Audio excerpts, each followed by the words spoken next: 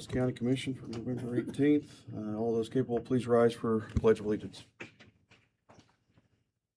Pledge allegiance to the flag of the United States of America, to the republic for which it stands, one nation, under God, indivisible, with liberty and justice for all. Bobby, call roll. Commissioner Neil Younger, Present. Chair Michael Burgess. Here. Commissioner Nathan Liker. Here. We have a quorum. Order of business, any changes to the order? We'll have one executive session after the meeting. Changes. Prior minutes reviewed, any changes or modifications needed? I have none. I don't either. Consent agenda, I'll move to approve consent agenda items A through G. I'll second it. okay, got a motion is second on the table for the consent agenda. Any changes or modifications, No. requests? All those in favor say aye. Aye. No opposed, passes 3-0. Issues from the public not to address the commission that aren't on the order of business already. Monthly department report.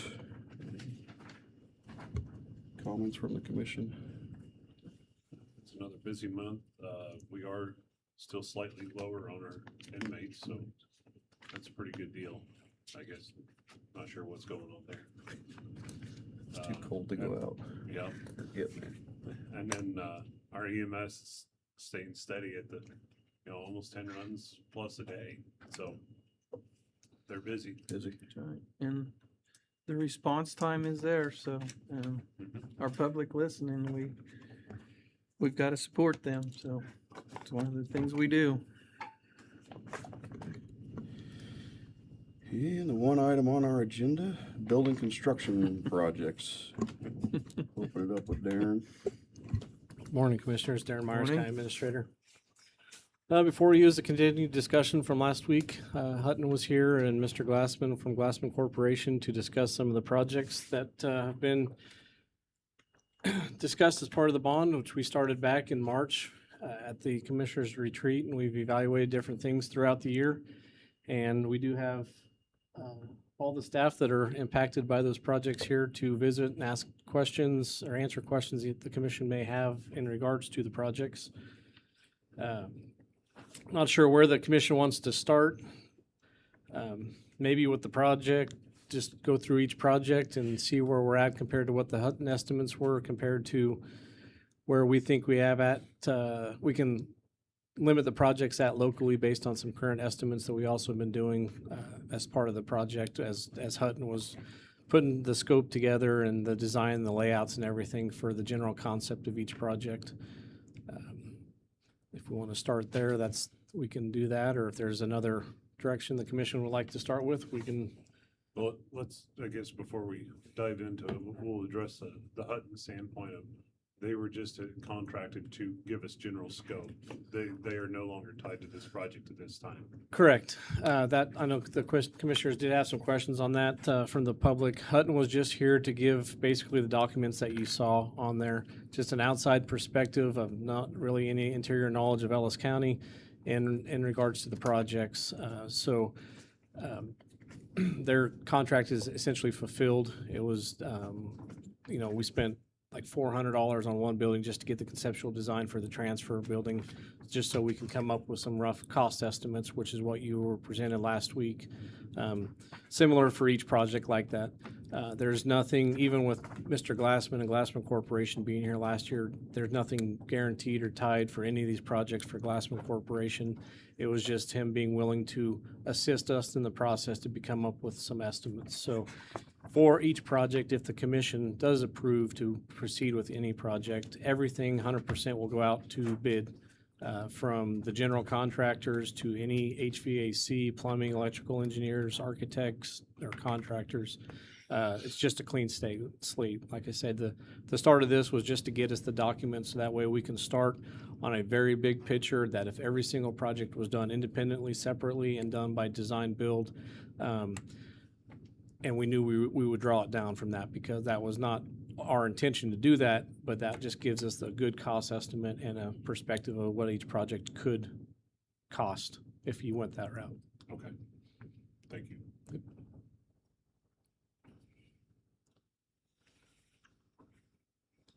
I guess first point item on the list would be the sheriff's office and communications department. So that project, I know Scott couldn't be here today, but he sent or Deputy Brenning here to discuss any questions that you may have on the layouts of that facility.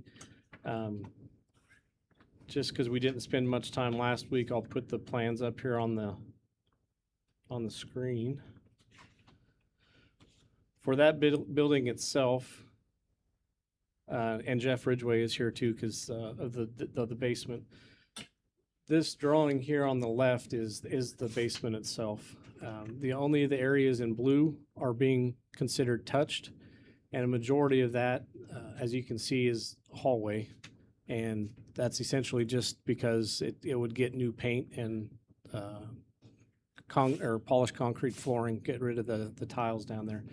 The main part of that expense is to move the dispatch center, which I'll try to show on your screen, which is in this little teeny area here. As you can kind of see that right in there. They're in that area now. They would move over into the training area, which is down here, and have a new entrance off the east end of the building. So a large part of that project is moving them from one side to the other, almost going from 360 square feet to 740 square feet, so a little more than twice the size. Give them a lot more office space.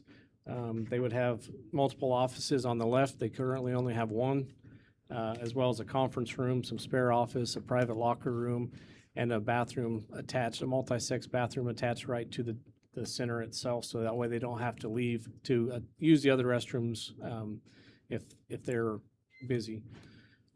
In these other building, this is basically a storage room at this point, and there's not getting much done there except for taking out some interior walls in there, and that just becomes evidence storage. And it's basically there'd be shelving, and they would create an evidence system in there. Other than that, the biggest part of this project on the far north half or third of the basement, which is that bottom, there's essentially no HVAC in that basement. The way that we've monitored that in the past is both those two rooms where the dispatch are moving have got mini splits, but there is no airflow to any of the any of the offices currently. So that would be putting a proposed air handler back where that new square is there. It's estimated to add on to our HVAC system and add air conditioning to the basement and heat. I guess I'll kind of stop there if Jeff or Greg or anybody wants to comment on the floor or the basement. I'm sorry. Questions? Makes sense on itself. Okay, what would happen with the current dispatch center area? What would that be converted into? So basically, the area that the dispatch is going to be moving into, the current conference room, is utilized by the drug enforcement unit. So since we would be taking over that, they would come over and move into the area that we are currently housing. So it's kind of a swap. Okay.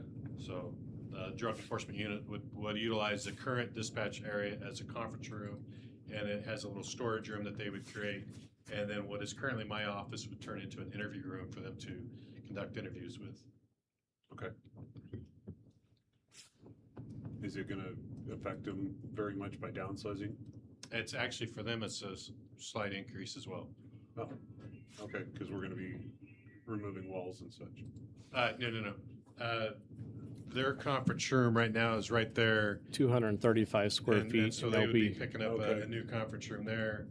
And then they currently use this small 64 square foot office as an interview room that'll turn into the roughly considerably larger for an interview room, a little bit more conducive for some of the interviews that they deal with. Okay. So it's kind of a grow for both of us down there because of the us moving into the existing training room, which would be relocated to the main floor. Okay. Interesting piece, and Garrett can probably explain more, or even Jeff, but that DEU room originally was for the coroner. That's where they would store the bodies and everything. There's the cooler and all that before it was actually moved to the opposite side of the building.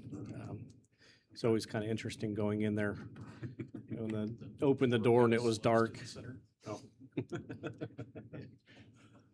Just a little bit of history on that. Bill Jeter, County Councilor, when that was built, the ventilation wasn't done correctly. So that morgue was not used for very long. Oh, okay. Enough said. Yeah. By creating a new entrance down there, will that actually help access for dispatch employees? It's really not a new interest, it's more of coming in from a different direction. So ultimately, from that aspect, access to it is not as, it's a little bit more streamlined. Currently, dispatchers come in through the south, that entrance there that's highlighted, and come around. It's pretty much used only by dispatchers. But the new entrance we would utilize would now be coming over here on the east side of the building. Not only would we be utilizing, but like any agency that's needed to come down and visit with us, they would come through that access. And there'd be card readers that allow those that we are familiar with that have access already, then they'd be able to get into the center. So it kind of streamlines a little bit, but it's really not creating or building a new entrance, it's just kind of utilizing a different one. Probably note too, it's a safer entrance. The entrance they currently use, Greg had to put guttering over the top of it because the rain. It's an exterior entrance, so they're going down the stairs in the snow in the winter, the ice. The new entrance, you go through a door before you go through an interior stairway to the basement as well. Okay. What about rerouting electrical and our cabling for dispatch down there? Correct. The project does include the contingency to cover that cost. I think right now we've got some 50,000. avenues that help cut down on some of the cost, but yes, new additional networking ports would need to be moved over, rerouted from the existing network room over into the training room. The existing network drops that are in the training room, while there's several, they don't line up where our desks would end up basically. So they would end up having to do new drops. The new center would hold up to 6 dispatch consoles as opposed to the current 4, so it would provide for future expansion to a certain, increase up by 50% if needed.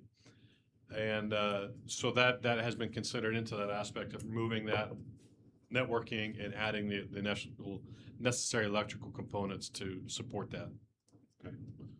And we've been saving in capital for some of these desks or centers. Yeah, I Is think that in correct? 26 or 27, we had money set aside for the desks. Consoles, I guess. The console desks, they're the ones that elevate. They have heat and air in them for the dispatchers because they sit there, 24 hours a day. And they elevate, they move, and Yeah, they're a 2-tier system. The back tier supports the monitors. The front tier is like a work or the keyboard stuff. They move independent, and they'll support about, I think they're rated pretty high, 750 to 1,000 pounds per side. So they got high rating, but they are intended to allow the dispatchers to stand or sit, and so there are what they consider 24/7 desk for the environment that and there's multiple vendors out there, so it's not just going to be necessarily going with the one that we always used. We have been over the last year or two, even before we considered this, they were originally installed in 2007, so they're running into end of life issues anyway right now with the current desks, so they're due to be replaced. They originally were in the capital plan to be replaced in 26 or 27, I don't recall, at an approximate value of $150 to do all 4. So, Okay. and current estimates I've gotten back are actually lower than that to do 6, so which is good. Yeah. As far as your different stations, for your people to sit at, are them all just run up in the ceiling, open wire, or is there a conduit going through there that you can add? There's existing conduit in place that would run back to the network room that has all the cabling and stuff, and basically where the brain for the 911 phone system is positioned. So there's existing conduit that we'll be able to utilize so that it's not exposed wirings. We'll have to add some network drops and wall drops for the consoles to get in the correct positions once we finalize the desk placement. And as far as the generator stands, that generator is large enough to run that, or we're gonna No. upgrade that? The generator is currently in the process of the old one being moved to Public Works. I'm not sure if they moved that today. But here, within the next couple of days, I think, they're moving the current generator out and they're bringing the new generator that will run that entire LEC. It was upsized considerably to put new transfer switches in to take the entire load of the facility. And that's also in redundancy. We have the large battery backup system that Jeff is looking, that's at end of life as well. But Yeah, that's that's capital budgeted. Due to be replaced in 2027. There's a large UPS system that will run. It will run the 911 center and some other portions of it's less of the rest of the building as opposed to the main generator, but it is large enough to run. And that's already due to be replaced in 2027. It's approaching end of life. And so we've been doing some homework on that project as well. But that's not included in this particular project. And then as we're moving forward, new HVAC, the whole system. And then I heard you say the mini splits. We kind of all got educated on that out at the Public Works, so I'm kind of leery about that. I'd rather have the whole thing, do it right away. It does include Um, that. It's removing, that's Greg's concern on that whole Okay. southwest side. So the HVAC system went through some upgrades in the 2015 remodel, but just two years ago, we replaced the chiller outside and the boilers and then a lot of the pumps and everything. And the air handler that's actually I think in this area here was replaced. Okay. But like I say, there is no ductwork or anything on this far bottom half. That room here where the dispatch center has the mini splits. So Greg has asked that we include, and I'll let him explain it because he's gonna do better on it. Greg or Buildings and Grounds, there is ductwork that goes through there. That air handler sits in that far southwest corner up there, and the ductwork basically goes down the hallways and branches off everywhere. But by the time you get to the end of that ductwork, there's minimal air that comes out of there. Mhm. So it's just not enough to cool the area down or make any difference whatsoever. There is a mini split in the future dispatch room right now, which, I mean, the mini splits, we don't really have a problem with a whole lot. It's the VRF system that we have the problem with in the courthouse, so. But So- there is an allocation to put a new idea of an air handler in that far northwest room that would then pipe in and add more airflow to that north side of the building, of the basement. That's what I was just gonna ask, is the ductwork too small? Are we not having enough airflow through? I mean, now's Yeah, the that's- time. That'd be an engineer's deal. Okay, I mean, because the air handler that's down there now is from 1976, so it is an old air handler. So I don't know if you can put a new one with a higher velocity airflow through it, that'll make a difference. I don't know, that's for the engineers to figure out, I guess. like say, we get in there and then it's still low flow, and here we go with change orders, and we Yeah. wanna try to stay away from them if we can. But that's my concern, why we were using mini splits and we're redoing the whole system here, so. And not only that adds another additional electric load, so everything's just one tier right after the other, so. Yeah, and the new generator should be sufficient to cover the electrical load. But like the UPS stuff, air conditioners, when we're running on a UPS, the air conditioners are not included in it, so. Because of that issue. Because of that, okay, right. Okay, thank you. Any other questions on the basement? It's all one building. We got HVAC for the courthouse and it's essentially all one building, but these are separate HVAC The systems? law enforcement center is actually a separate building. Okay. The, in between where the law enforcement center and the courthouse is, there used to be an atrium. And in 2014 and the 2015 remodel, they enclosed that, added the elevator, some jury rooms, some offices. And that, so essentially there's two complete buildings, but there's probably 6 different, well, you have the jail that's on completely rooftop units, the law enforcement center, main floor and basement that's on the chiller system. And then you have 3 VARF systems that we're going to talk about here in a bit for the courthouse. The 3rd floor courtroom has a separate HVAC system. I might be missing something here or there. There's a couple mini splits for the servers, for the dispatch room, the training room. There's probably 5 mini splits or 6 throughout the buildings. So there's a lot.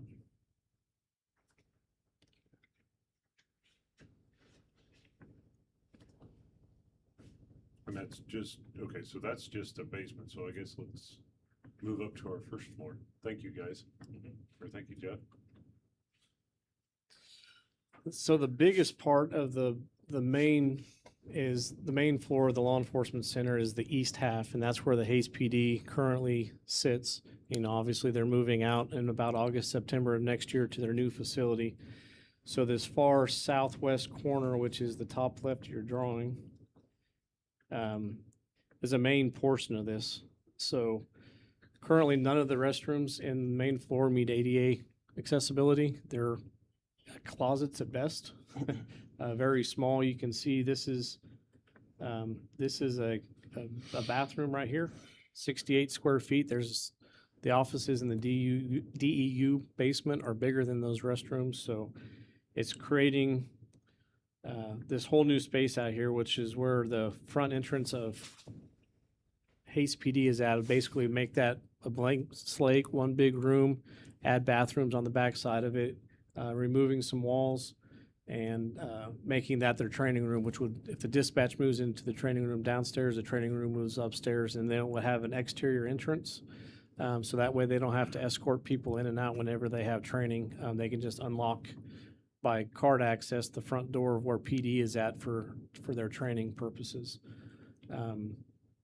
The other part of that, the hallways that are listed in there, just new carpet and paint, so there's not much.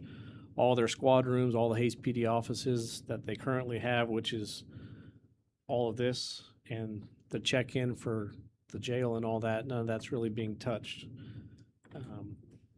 Over onto the sheriff's office side, that you can see the main part of this area down here that's getting fixed or done is for some bonding rooms for when they meet with the bond agents, come in and meet with the inmates. And then the front office creating a 2-window access for better sight views and sight lines for people coming in for their front desk. And then anything beyond that specific to the purpose of the sheriff's office, Garrett is here to explain anything further for you.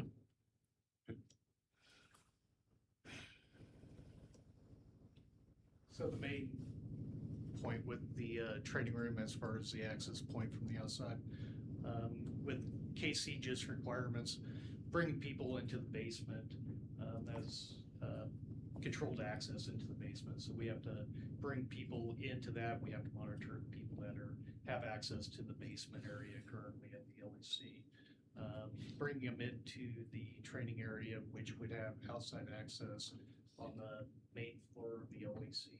We'd give outside access point into it. We'd have a controlled area into it. So basically that could remain open, be able to have training if anyone in the county would need to utilize that training room, that would be open to them. So with the bonding rooms over there, currently with the jail, when they're bonding an inmate, the inmate and the bonding company, they meet currently in an interview room, is where they meet at, both together, and then they have to be monitored by the jail staff. The use of the bonding room would give them the ability to set the inmate on one side of a glass wall or a partition wall and allow the bonding company to be on the other side of the partition wall to complete that paperwork. free up staff a little bit, safer for the bonding company, allow them to come in from an outside door to complete that paperwork, less staff time with that inmate. And they would have 2 different rooms that they would be able to utilize for that. One addition too that I would add is right next to that is a room dedicated that High Plains Mental Health will be able to use for those types of inmate visits, as well as, I believe, for children. When they come in, they'll have a separate room and all that. So that's part of that room right there that's currently an office. It would just be in that little section down there as well. And that's being made because a lot of those offices that are there are moving over into where the Hayes PD offices are at on the east side of the building.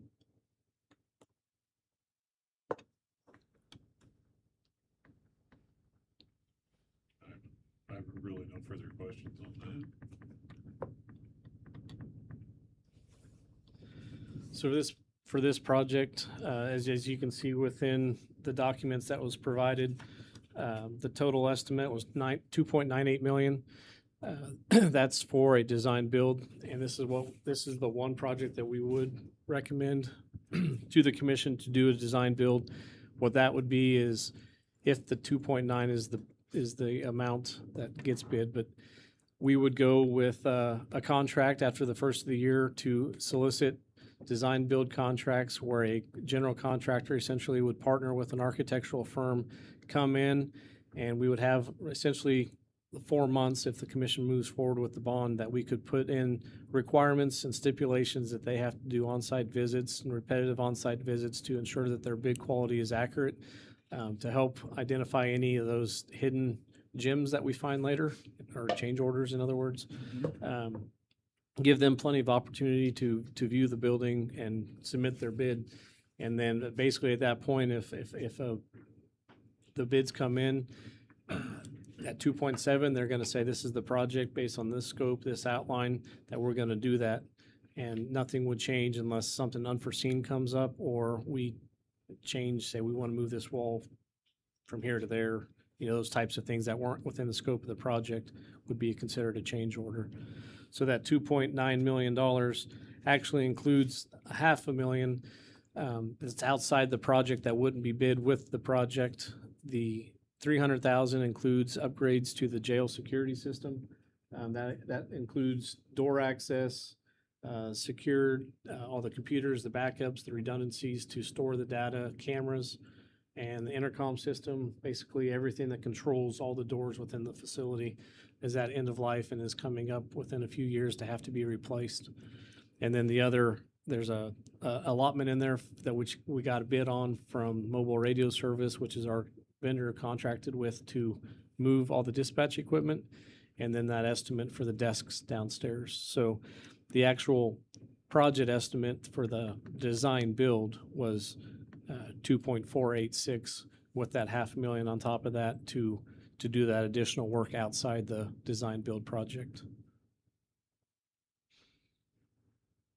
And then the time frame, if we were to proceed, would we go out to bid in January, give them several months to produce their bids, to review the drawings, come up with a price, and then approximately April, when we would have the bond funds available, is then shortly after that at a commission meeting, bring those proposals to the commission to grant the award of bid, and then they would have essentially phase one of the project. We could do all the work in the basement while Hayes PD is still upstairs through August or September of next year. So we're talking May, June, July, August. They could be doing the work phase one in the basement. Once Hayes PD exits in August, September of next year, that same contractor could then move upstairs and then renovate that east side and go through that transition process. And part of our, we've been planning for this transition for a couple of years now. So where are we at on our capital plan to save dollars or dollars available? So I know you won't be able to see all this, but I did want to share this with the commission. This is the capital plan. I know you can't read it, like I say, but this is our capital plan that the commission approved for the next 10 years for buildings and grounds. From 26 through 2035, there's 34 projects that are listed. 20 of the 34 projects would be touched from this. And currently, right now, those total of that capital plan, $4.9 million that has been planned out over the next 9 years, or the next 10 years. So this would be a significant impact to reducing and removing a lot of those projects out of there. So it would essentially eliminate $4.9 million from our capital plan. And it would, instead of being at a 10-year 3.9 or $3.1 million deficit, we're about a $3.3 million surplus. However, some of those funds that we have set aside in there, the sale of the Public Works building, the money that we have set aside for these projects, it would drop that down to about $1.4 million surplus after 10 years. Granted that Greg doesn't have any other items that could be moved around in there or added. That whole capital plan would be, I would suggest that if this project works, that Greg and I would work to update this throughout, or before the budget cycle is done next year. And then it would be reviewed and approved next year as well. And as far as the design build Hutton, they will be on site. So like I say, nothing continues with Hutton. Right. It could be Whoever- PWC, it could be could be anybody. commercial builders. Essentially how that design build works is you would have, I'll just use PWC or commercial builders. They would work with Tesserae, GLMV, whichever architect they want to okay. work with. The PWC or commercial builders, I'm just using them because they're local. There's RDHs available as well because they're general contractors.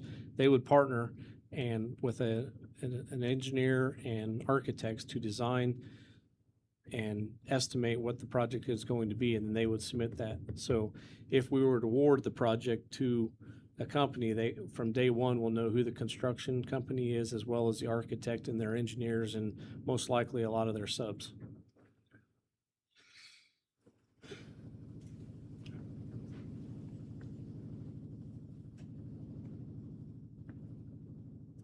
Well, I guess going back to the sheriff's office, so we sold the Public Works building for around the 600. 605,000. Okay, but we've been setting aside through the sheriff's budget, he's set aside funds, so what does the sheriff set aside? So Just so I last can year kinda we break this stuff out. had additional money, but in 2027, let's see here, just in 2027, we have 1.25 million on top of that that's set aside for the remodel For this project. for this project. Okay. But throughout a lot of this, there's There's gonna be some redundancies and savings. like Greg, there's some small items on here, like replacing the flooring in the dispatch center. Some even this building, the fan coil units were as part of the project, which we're going to discuss. So a lot of these are just small little items that will be removed, but at least they've been taken care of. So we would have, and I know where this conversation will end up getting is how are we planning on paying for that? I know one of the questions the commission have got is expectations from the public is that property taxes are going to rise because of this. This project, if approved as we were discussed through now, as we've discussed previous meetings to this, all the way back to March, is to fund these projects without impacting property taxes. So we have a plan that we'll outline as we proceed, that either using of reserve capital funds that we've been setting aside for these projects, sales tax money, or future pilot payments, and additional sales tax if the commission would remove, or when we redo the sales tax in 2030. Those are all is where these funds would be expected to pay the annual bond payments, not by saying that we're going to increase property taxes by $750,000. We're using capital funds, sales tax funds, and pilot payments to pay these payments, which is we're trying to look at a $700 annual payment with principal and interest of about $750,000 would be a mark to try to be at each year, to be able to do that without impacting anything. The jail security is in that 2.98 as well as the desks, and the radio transfer, the radio service transfer. The jail security and the desks, I know the desks were included in a kind of a capital plan in the future, so that's kind of already taken care of. The jail security, is that new, or has that been previously included in I our did look in plans? the capital plan. The sheriff did not have that in any of his in his Fund 16 equipment reserve expenses. Okay. And what's the age on that? Any idea?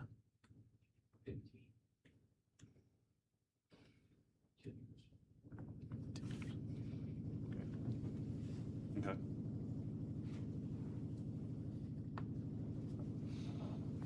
Any other questions on the law enforcement center? Not at this time. Nothing for the actual jail part on the third floor. There's no. Correct. Greg does have that in the 10-year capital plan at a future 2020 or 2033. He's got money set aside to do HVAC replacements on the jail. And that's not including those 20 of the 34 projects, because that's not really touched by this project here today. Okay. And the roof is not in this project because 2 years ago, roughly a year or two, is we just put that new roof on that building.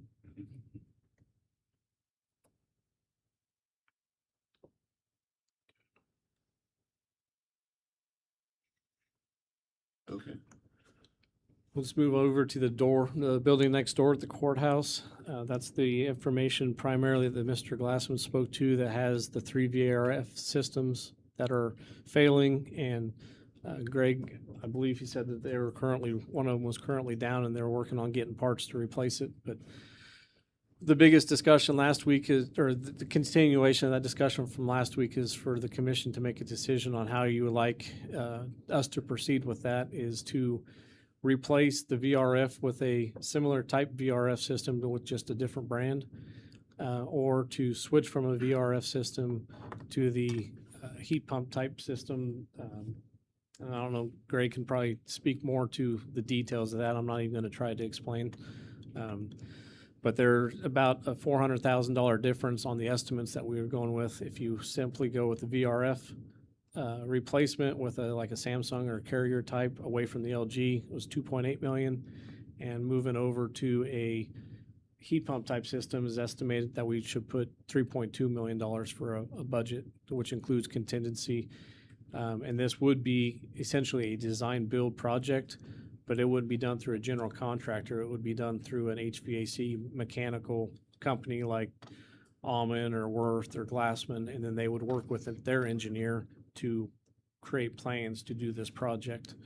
So it would be essentially a design build, but they would identify that from the very beginning of the project too.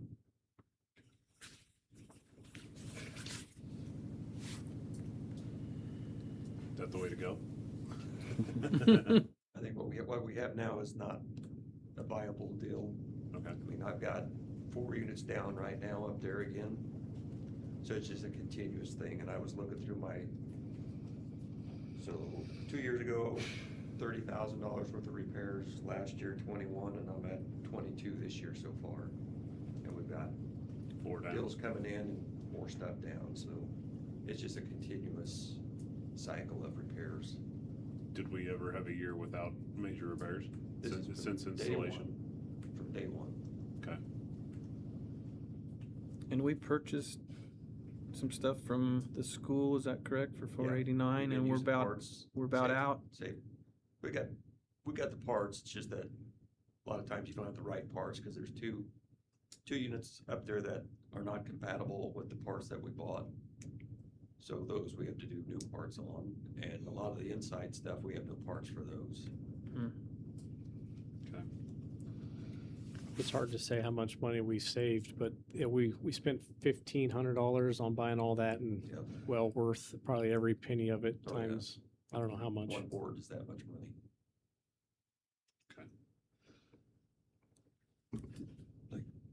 Give me a little bit of history on this system, because that courthouse, there was a bonded project the taxpayers paid for to do the improvements to this courthouse? Is this HVAC system part of that whole bond and I don't recall how many years ago that was and. That was a vote in 2013 it was a sales tax that was put on for sunsetted after Yeah. up to 10 years, and that did expire in actually about a year early, if I remember right, when everything was paid off. All those bonds are paid off, but it included expansion of the jail, expansion and remodel for better outfitting of the sheriff's office or the garage, the expansion of the garages out there. It combined the two buildings together where that atrium is, and the HVAC units, remodels to some of the courtrooms. The whole courthouse got the whole, HVAC, plus the jail got the HVAC. Was this the type, whatever this RVRF system prior that we moved to this or? we moved to the VRF. It had a 2 or 4 pipe system We had before. a 2-pipe steam boiler, Uh-huh. chiller.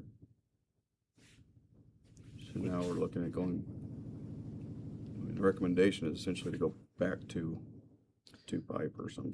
It's similar, what Mr. Glassman was talking about is a 1-pipe system that would use a pump and a chiller and use some of those old access points coming through the floors and the walls to repipe it back in there. The VRF system, I believe he said we could expect about a 15-year time frame for lifespan. This heat pump system, we expect to get 30 to 40-year type lifespan. And we don't necessarily have to decide 100% of what that looks like today. It's just the funding level of which one you want to proceed with. But it sounds like if we choose, if we choose another VRF system, we need to allot $30,000+ annually for repairs. If not more, as it gets older. Well, you'd hope the new stuff would last, but you never know. They don't have much luck with the VRFs, the way I understand. Can you explain a little more, because we've heard it, but I just, again, wanted the public to kind of hear it. As far, just repairs is one thing, but the use of that system within the courthouse, we don't have consistent temperatures. Some of the offices are freezing cold and some are, what's. The north side of the building in the wintertime is cold because it gets no sunshine on the block. That block warms up and helps warm it, but when you get to a certain point, like if we get the 5 degrees below, we get very little heat out of that VRF system. There's just not a lot there. It just doesn't put it out. That's the main issue, and then all the repairs that we do.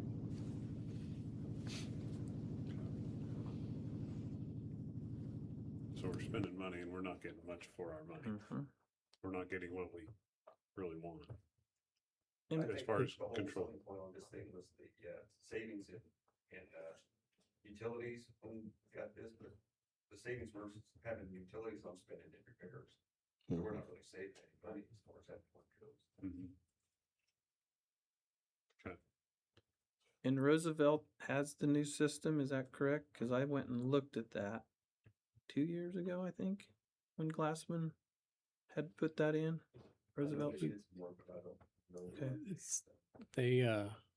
He had mentioned it after he called me afterward, Mr. Glassman did, and he mentioned several buildings. I believe the new Hayes High School has this type of system, Roosevelt, and I believe he said one other school within the school district has it as well. And as he presented in Kinsley, there's one in there for what, 16? Is that something that we should reach out and just ask them how their system's working? We or- already reached out to the school Okay. district, and they were more than willing for Greg and I and Keith to, not that I just want to learn, but for Greg to go in, they're more than happy to go in and take tours of the systems and see what Okay. they're like, how they work, how they like them, good, bad, all that. There are several other county courthouses that are moving to this new type of, moving away from the VRF system and replacing it as well. I don't remember the counties, but I could get that.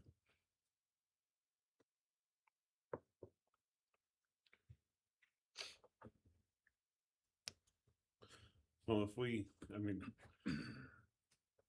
just take the numbers that we're currently seeing of about $20,000 to $30,000 annually in repair over a 10-year period, it's almost gonna a lot of us upgrading to something a little bit different, or at least posing a change of looking at something different. So I think that we need to at least plan for that. Greg has also told me that if we switch away from the VRF system, that he would be willing to stick around for about another 10 to 15 years.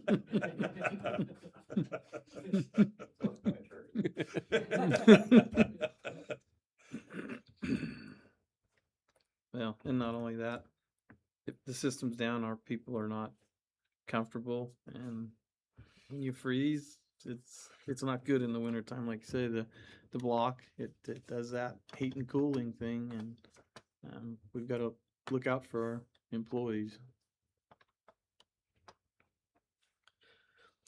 So in that project, then looking at the dollars, the estimate from Hutton that was put on there was based off the estimate that was provided by doing one of the two systems. So you had a design build system that Hutton then put a design build system on. So that's why there's a big difference.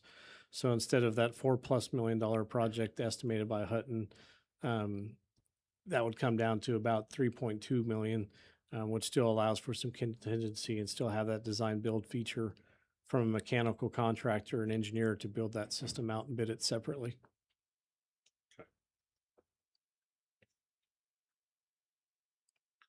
And unfortunately, this isn't something that's been widely planned for, because it's only a 10-year-old system. You don't plan to replace a 10-year-old system. But when it doesn't work, it doesn't work. And I guess worst case scenario too, one could consider the impact that if that system actually does go down over the winter, when it does go down, they have space heaters all throughout that building just to keep the people who work there somewhat comfortable. But when it goes down, they don't maintain, and it drops into the 60s. I think it was into the 50s in that one February. But we have to close the courthouse, and if we had a jury trial going on or different things like that, we have to disrupt dozens of people where we would have no place to put them at, and then where we would be holding courts. We should probably have a contingency plan if that were to ever happen, but that is something that if we can't heat that building, we would have to move several courtrooms and potential jury trials and all that. There could be astronomical in prices. You know, and this is just an estimate. The economy is pretty soft. The bidding actually, when it takes place, could be coming down quite a bit. I have a feeling of that, but And these are budgetary numbers. These aren't quotes. So right, right. I wouldn't expect like Worth to come in and present to the commission. Yeah, I could do that for 2.7 million, and then we go out to bid, because then Worth's bid would be open to everybody. So right, right. I'm hoping we have several contractors in town that would bid on this, and and make it a good competitive bid for the commission to choose from. Okay. But there are a lot of uncertainties. Sure. The tariffs. Yep. So And we've got several things regarding HVAC. A lot of this stuff has come from overseas. Are there local, and by local I mean American or stateside suppliers for these units, and are there availabilities? I believe when we met with, What Joe talked about, I think, but all the VRF stuff, he said comes from Pacific Rim.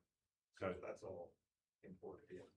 So we could look, when we go out for bid, we could look to see, to try and get it as close to local source as possible. Yeah, I'm sure a lot of it is like Train or Carrier or something like that, which is, I think they do some stuff in the States. Okay.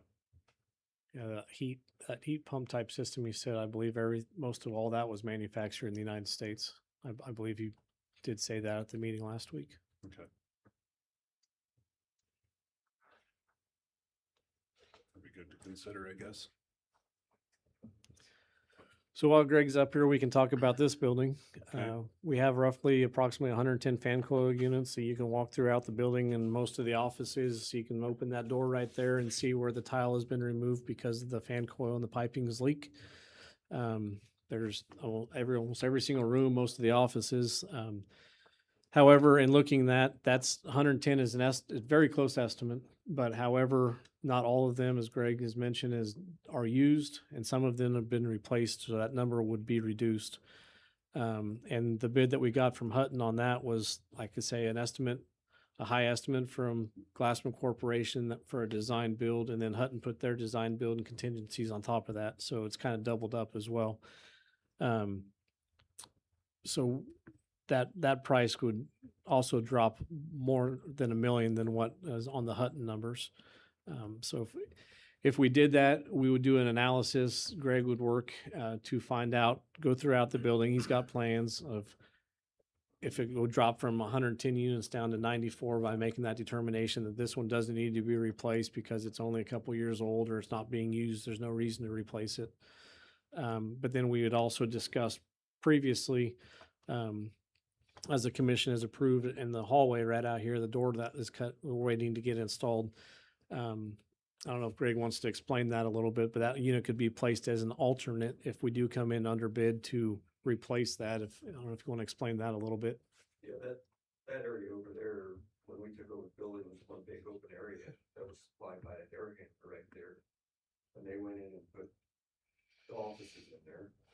So now the air handler will kick on and will run 5 minutes. And it'll put so much air into their area that it's tamping. So it's kicking on and off all the time, which is not good on it. I asked about putting a variable speed fan on to slow it down. Well, you can't do that with that unit. So I don't know if a new air handler is what we need over there, or if we need fan call units in their areas. But what we have right now is it's just not a comfortable situation for those ladies over there. It's just, so that'd be another engineer type thing.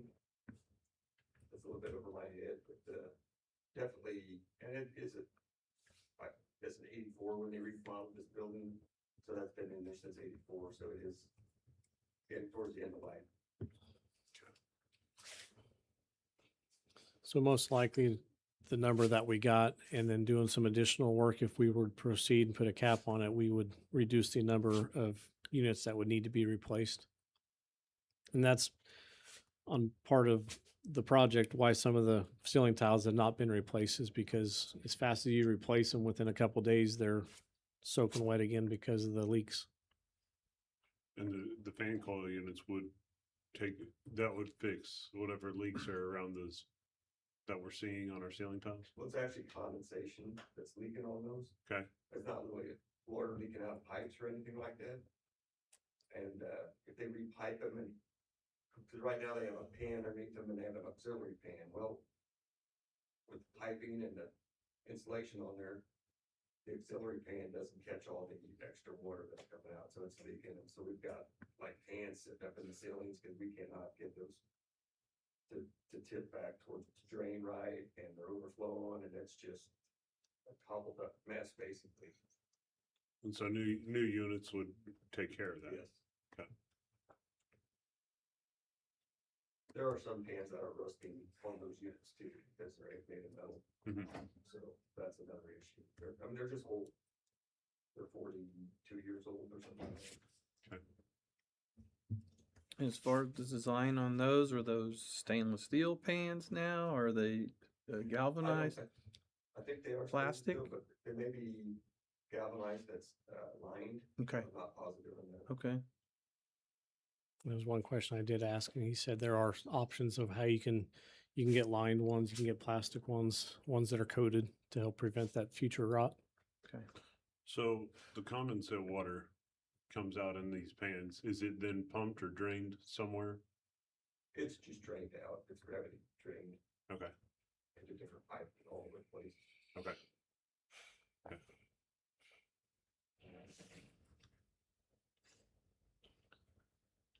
Any questions on? I guess any- what's the final number kind of that we're going to estimate on that project? I got a spreadsheet we'll go over here in a bit, but I have 1.7, which is what the estimate was from Glassman Corporation. Okay. And 3.2 was the courthouse. Correct. And as far as that air handler over here, Years back already, they used to put motorized louvers in there so they could change, but like you say, that's an engineer thing. do have- So they do already have, and they're still pushing too much, or not? They don't have it on that side, they have it on the intake side, not on the outside. Okay, okay.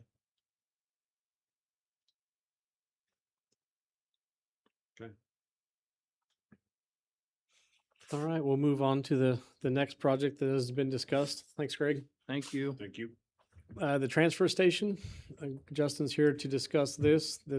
We went through, this was some of the work that was nice to have Hutton on board with, of having an outside perspective coming in, learning how they operate and the inefficiencies they have. Basically, the blue area there is adding on to the north side of the transfer station for them to be able to store trash, to be able to mix it, to make the weights to be the most efficient loading process into the semis for the hauled waste down to Garden City. It's essentially about a 1,600 square foot addition, metal building. There's no HVAC, plumbing, anything like that. It's just adding some walls with a large opening for them to be able to mix and push trash in. And I'll let Justin kind of explain anything further on it. Okay, are those, so I've been out there and it's been a little while. Are those like a 4-foot stub wall of concrete to push up against currently, or would we add that? So Justin Craig, Environmental Services Director. There's no concrete wall on there, but there are some metal sheeting along the sides Okay, that helps push, which would kind of be what that angle is right there in front of that wall. pushing against metal is not a great system. Not the building, the steel, it's just like a steel apron that's there, so it helps push against it. Okay, When we have to pile trash, say on where we do now, we call it fluff, it's all big stuff, it's light, it takes up a lot of space. We push into that south wall, then we have concrete blocks that are stacked pretty high to kind of get us the space to do that, but as it gets pushed over, it fills in behind it and starts to kind of push on the walls out.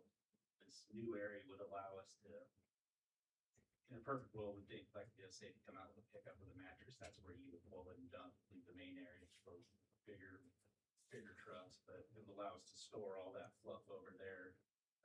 Still, I'm sure most likely have to store some in the main building as well, but just having that out of the way to allow us to mix it properly out. Very okay, and it would keep us from trying to have so much, just like even during alley clean this year, we have to store all the light stuff outside and we just get shipped out fast enough. And it was kind of worst case scenario this year, the wind was blowing 40 miles an hour that first day, so the trash were still cleaning up. that's not ideal. This is a very initial concept, so that additional area that has that steel barrier on protecting the metal structure of the actual building.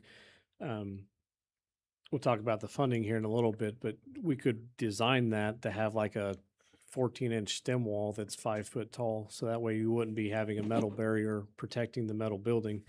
You just come up 5 feet with a stem wall that's sufficient for them to be able to bump and push up against to drag trash. But Right. and then that would put the building up high and then have them a barrier there that Yeah, would protect the there'd be building some itself. Design Yep. abilities that we could look at. Yep. And even on the old, I'll call it the old side, we could look at taking the blocks out to increase some room and adding a stem wall when we redo the floor. So there's some efficiencies we could possibly look at it upcoming on it. Yeah, because they have that on be the south side of the building over here. There's probably not that big of a space, but a smaller space through here that's protected for them to be able to walk from front to back. That's got some blocks and some metal and everything. Mhm. That part of this project would tear out that whole entire current transfer floor. If you go out there and we've seen it through tours, is they have to drag and push trash all the time. So that just has bellowed out the concrete and all the rebar. Occasionally they'll have to go out and cut out the rebar that starts protruding through the concrete. So part of this project would remove that concrete floor in there as well. And then, we could add a stem wall over there as well. It's something we could look at, I guess. Mm-hmm. Is 5 feet tall enough? You get some heavy traffic, heavy traffic with trash.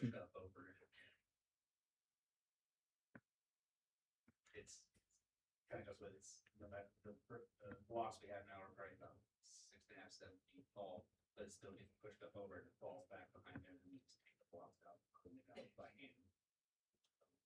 The problem is if it all stops right there, it just takes up extra space because it would fall back towards the floor versus kind of up and over. I don't know if you've seen it. It's got a little mountain over there that we built up. But having the extra space would allow us to store a lot of that over to the floor. So that until you see the practice, it's hard to say exactly how it will work.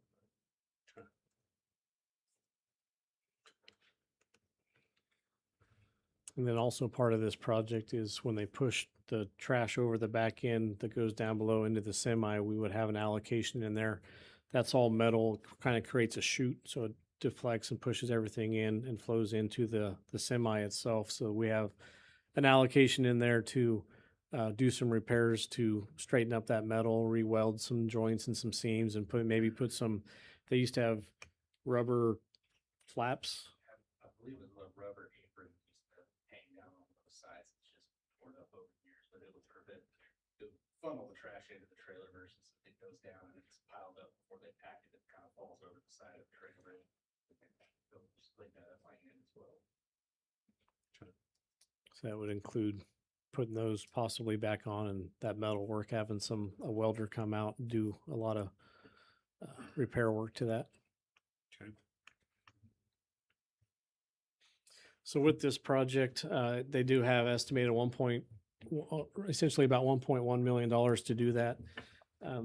In working with Justin on this, we've had some other estimates just to see from a local contractor what it would be to add on to this building. And by doing the concrete, the apron, the additional building, the repair work, maybe a little allowance for some electrical to improve, to put some LED lights up in there and everything, we can get that down to about $250,000. The estimate from a local contractor was about $90,000 just to add on to it. But then when you add in the concrete, tearing out and removing the other concrete, the electrical work, beefing up the flow system for all the metal, would be about $250,000. We are suggesting to take this completely out of the bond discussion and not funding it through the bond. What we would do is, at the end of year end 2024, they had just over $1 million in their unencumbered cash rollover for the Solid Waste Enterprise Fund. There's no property tax dollars. That's all revenue generated from municipal waste, construction, demolition, metal, and all that gets brought to Justin's site. That $1 million would then just be captured. And if they're, I'm using round numbers, if their budget that gets approved by the commission for 2027 would be 1.5 million. And our estimates to do this is 250,000. We would just inflate their budget from 1.5 to 1.75 and pay for that out of cash, out of their unencumbered. And so it'd be an unbalanced budget for 1 year, but their unencumbered cash would just roll over, and then it would just be built up.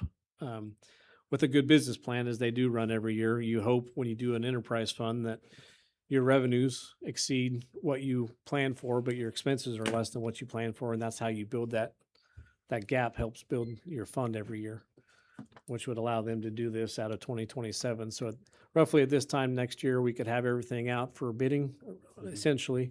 So that way, come January 27, we could bring it to the commission for approval to do the work. So that would remove that roughly $1.1 million out of this bond project. That makes sense. That's what the fund That's should what it's really there be used for. for, is keeping up that facility. Okay. You also said that there was some work that needed to be done on the drain while we're at this, right? So if you see in these two little teeny, I keep looking up there like I can see there's squares. We're not really sure if those are the exact locations, but they're in the center of that floor. The floor slopes down to the center, so all the leach, the water that comes from the trash is supposed to drain into those, and then it, from your picture, underground drains into a leach tank on the south end of the building. Those drains would stay in place, but we would just unplug them, and so that way they would flow back into there, which would then prevent less leach that goes down underneath because they have to contain all that. There's a pit underneath where the semis sit on the scales.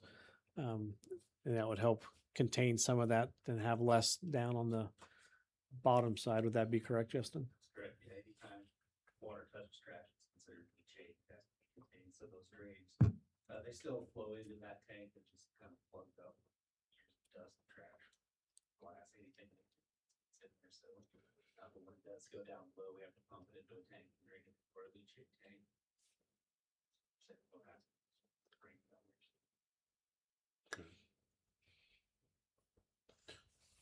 The current building as it sits, has it got proper drainage, guttering and all sorts, all of that? Or would that be needing to be upgraded? The guttering on it, was just replaced for the hailstorm that we had last summer here, some before I can't remember now, but, so the guttering's good now. It does have some drainage issues on the west side, which we've talked to Road and Bridge there, and they can help us with that. The time comes to kind of level out that ground, the water going back to the culvert that's over there. Okay.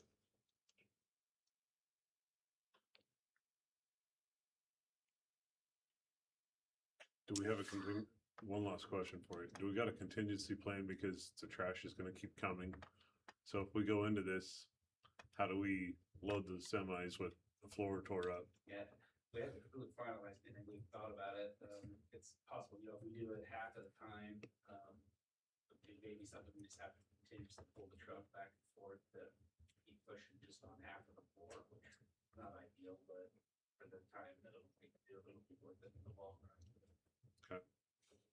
We would imagine that we would probably have to shut down. The work would maybe have to do over a weekend, 2 different weekends.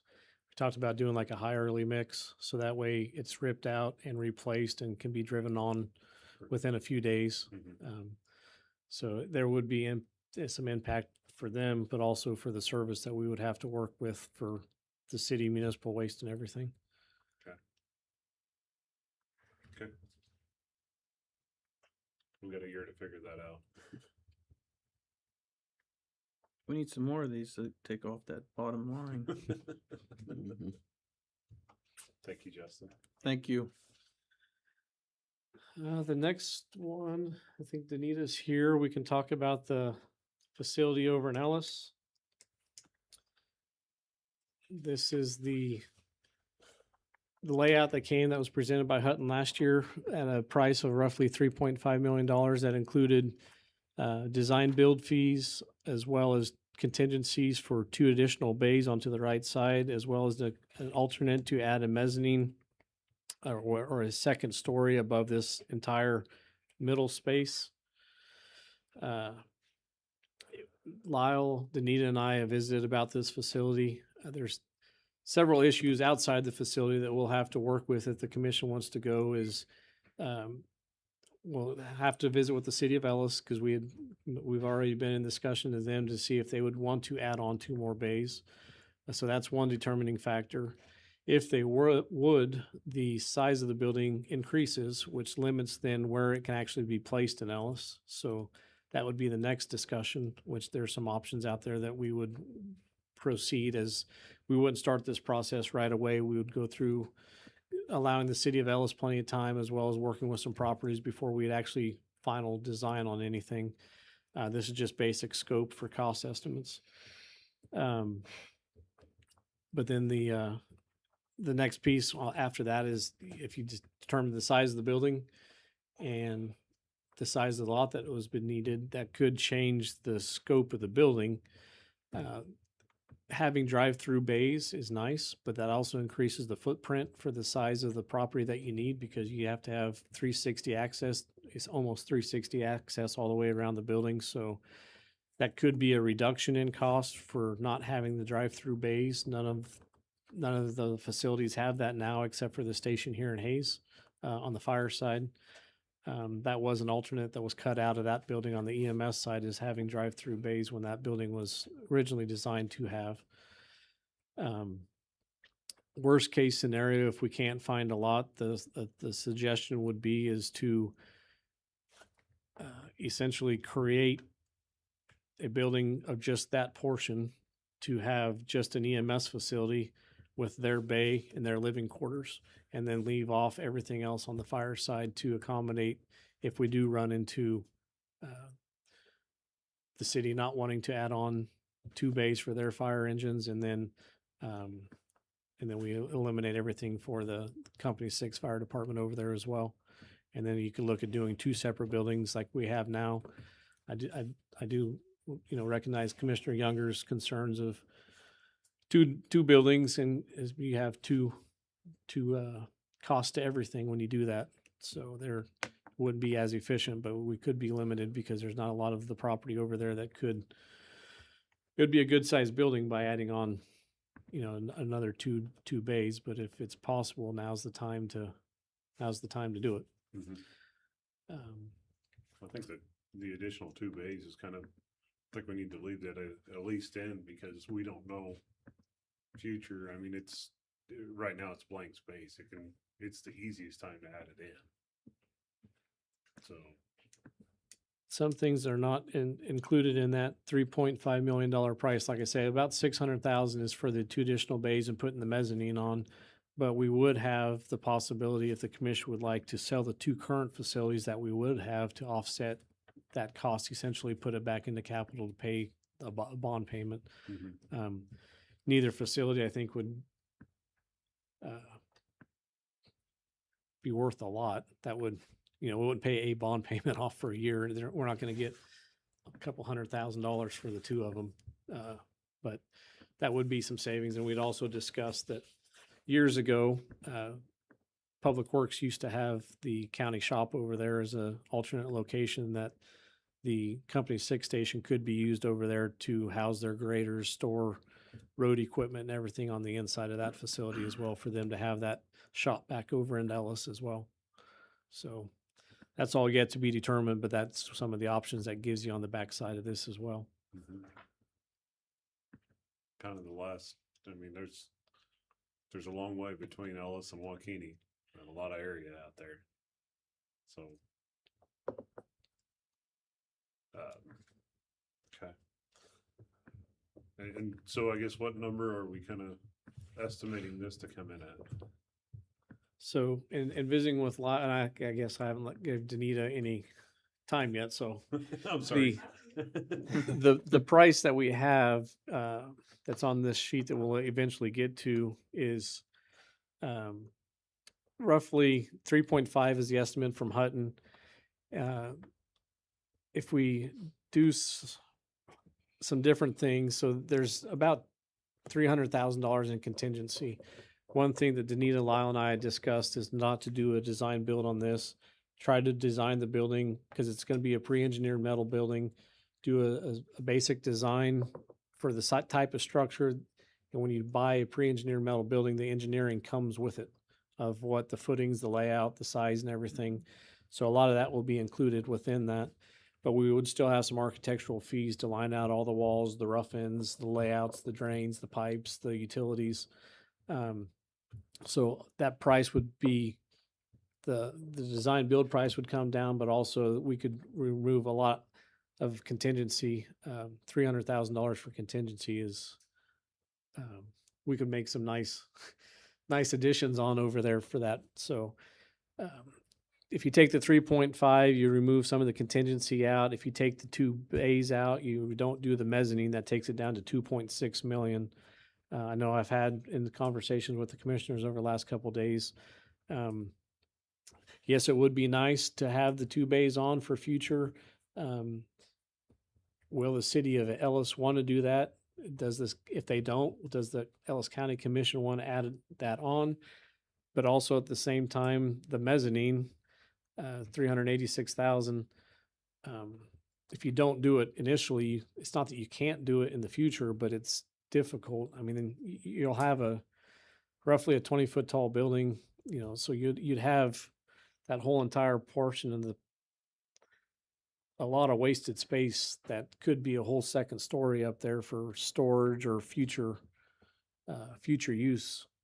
Whereas if not, you're just going to have walls from floor to ceiling with heating a space up there, cooling a space that's above basically a tile ceiling.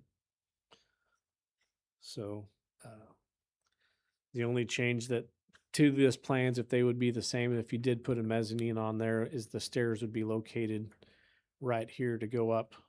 So there'd be a little bit of a modification there on the plans for that's the staircase location to get up there.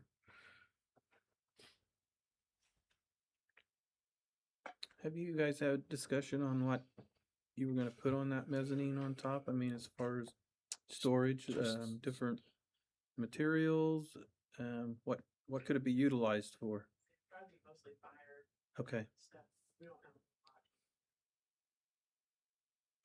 lot. Just if you look, this building, we bought it. You can talk to all the staff that here. There's Greg shaking his head. You can see right out here in the back, no storage. You go to the courthouse, there's no storage. You go to the EMS fire facility that we're in now, there's a little bit of storage, but they're blended in with electrical rooms and on all that, which then eliminates half the room that can't be used anyways. So it's one thing to consider. There's a price that comes with it, but there's really no storage in this facility as the way it's laid out, unless you increase the footprint size of it. And it's easier to go up inside the building with a second level than increase the footprint of the exterior size of it. right. As far as the drive-through, what kind of savings is there on that right-hand side without having it? I mean, as far as additional. So you'll have lot size decrease. Okay. We just put in the 14-foot garage door out in Shinshin. That was a $5,000 with labor to install. So you're going to have $5,000 in savings between the 3 doors, but you still have to then go back and put skin over it in the metal, the insulation. So it's not quite $5,000 a door, I would say. Okay. By the time you still got to frame it shut and put metal over the back of it. On a project scope like that, That's it's nothing. Nothing. That's like I said, that's just based on On theirs. just 2 weeks ago being done out there. It was $1,700 to cut the metal out, and it was $4,800 to put the door in. And that was some of the work being done by the firefighters in Shinshin. But if you're looking for land, you need additional space in the land to be able to Turn. drive out, so. Your alley access, you could have alley improvements that are going to be Yeah. significant because not all the alleys in Ellis are paved. Some of them don't even have access, which would then limit your building from not even going there at all. You eliminate your parking, or if you had no drive-through, you don't have to increase the size of the apron, the thickness, because it'd just be car parking, personal for the off-street parking. So One thing we haven't really touched on, well, here with this building, because it'd be a different building. Site-wise, you would need to look at fiber or whatever cabling needs to go to connect it to our system. yeah, we wouldn't have that. Mike's not here anymore, but we don't have fiber connection to any of our outstations. We have internet, but it's remote based through, I don't want to, Over there. Okay, the so- fire stations don't, none of the fire stations have internet access or any of that. Okay, But they're, just because they live there, they have cable and internet access to theirs. oh, okay, so nothing special about it for security or anything like that. Okay. Okay, This will also have backup generator. There was a provision in there, I Okay. believe, for that, yes. The EMS station, we own the building, but we don't own the land that it sits on, correct? I Is it bel- leased or? I believe so. I think the city of Ellis owns that owns the land. And then some of the property all around the current is owned by, I think Kenny Winholz owns it. And we've had to ask permission from him in the past to do yard work around it. Greg had to get some drainage issues corrected from water running into the building. So we had to run some swells across it to divert water from trying to get into the building. And then the other major issue is I haven't got to talk to Danita about it yet. I got to go pick up a couple of her crews from a stranded ambulance in Abilene the other night, but I'd asked how they feel about the size of that current facility and parking their ambulances over there, and it was kind of a silence of It can be done, but I don't want to do it. Or they said it could be done, but I don't want to do it. They don't know about the height, if they would even fit. It is tight right now with the ambulance. And with those newer ones, they are a little bit bigger, so. Mhm. And it limits us on future if we want to recast or change anything. And you can see that from that. I don't remember which commission meeting was. I don't even know if you can you open the doors fully when you're parked in there? Garage door. The, The ambulance door. No, going out to the bay, yeah, with ambulance parked in there, it is, it will hit it.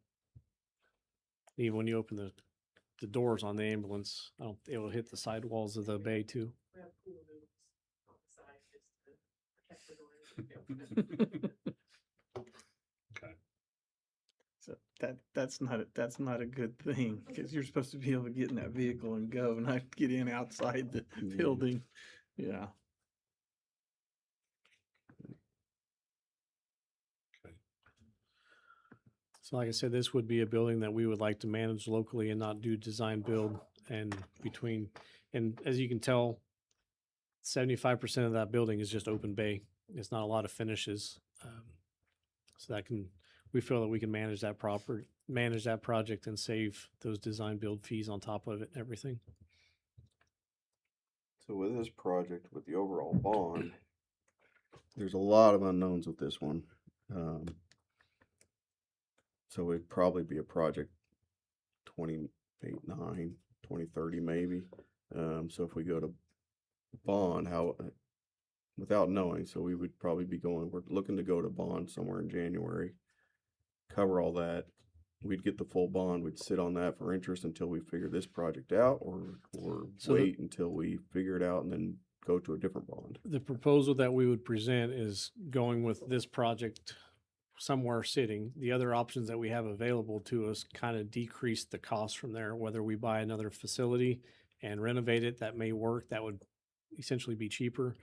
Some of those options allowing the city and all that, we would at least sit on it for a year, because the sheriff's office is kind of on a time restraint there. The courthouse is, we're spending a lot of money there. So this would be a process that construction would be probably 27 timeframe.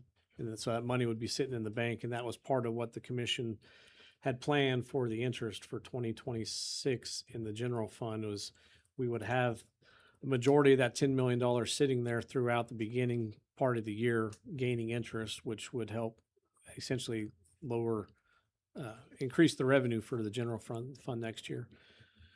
And when we go to bond, those somewhat have to be disclosed as to what the buildings are, the projects, so that way it kind of holds us to a commitment that we're going to do it. It's just we can't expect to do all this at one time, unless you go back to the original Hutton proposal where you just say, here you go, and pay more upfront right away and get everything done as one contractor, design, build everything at one time.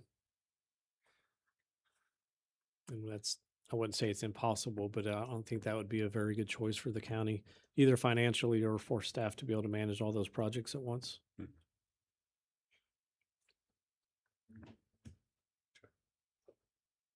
And I can take you to quite a few metal buildings that have no names on them. Do we need a name brand building?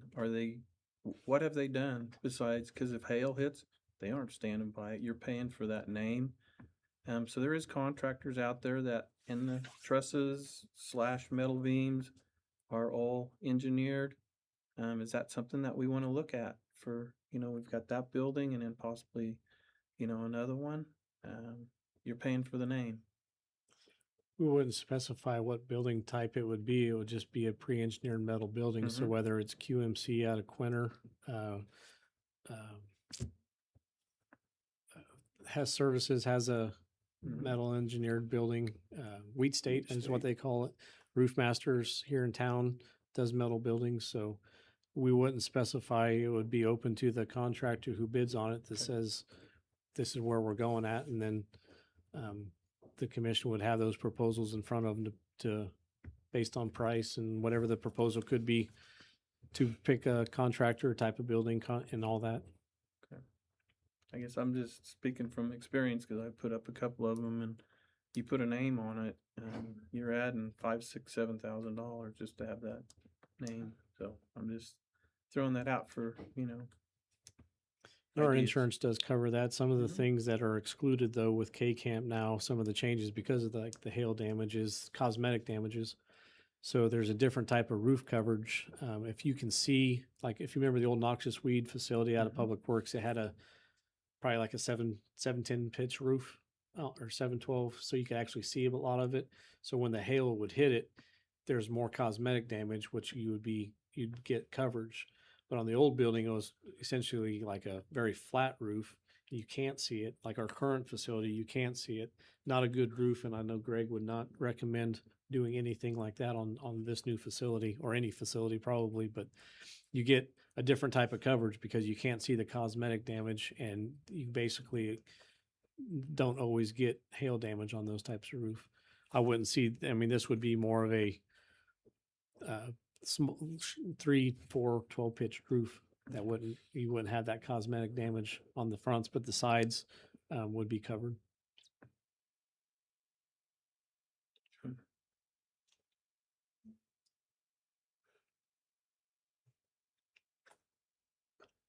Okay. Any other That's all the questions? I got on that one. The last is the fire storage building out at north of the lot at Public Works. It's a picture here somewhere. So the site here, this is the current Public Works facility, and you're probably not going to be able to see it very well, but there's a hilltop that's surrounded by valleys on all three sides. It drains to the east down towards 183, and we feel we can get about several acres worth of level ground up there fairly easy to put this facility at on otherwise ground that wouldn't be used. Everything that, as Public Works and speaking with Brendan, they would most likely build back to the east because it's flatter and to be stockpile or do their driver training with their operators. But that would be the location of this building. We would also recommend that this is not a design build project. The estimate that Hutton had on there was about $750,000. I've got 3 quotes from metal storage buildings, basically 40 by 100. And I talked to a contractor to erect the building as well as contractors to give just basic quick estimates on the concrete for the building, the apron and everything outside. That project can be reduced down with some contingency in there because this would be an unfinished building that could be built out over the years, but it would have on the storage side, I'm sorry, I'll go back up. This part would be completely unfinished on the inside, but it would be plumbed and roughed in for everything for future. The storage building the whole building would be insulated, but it would include from day one having a HVAC unit in there of some type, whether it be a radiant tube heater or a wall-mounted gas-fired unit heater. And that building would house. We have the water supply trailer that would be used on large fire incidents. The engine 40, which the commission decided not to sell, which is the pump or the engine out of Victoria. We have a UTV that would go out there, and that would also store a lot of training props that we have no storage for at all currently. And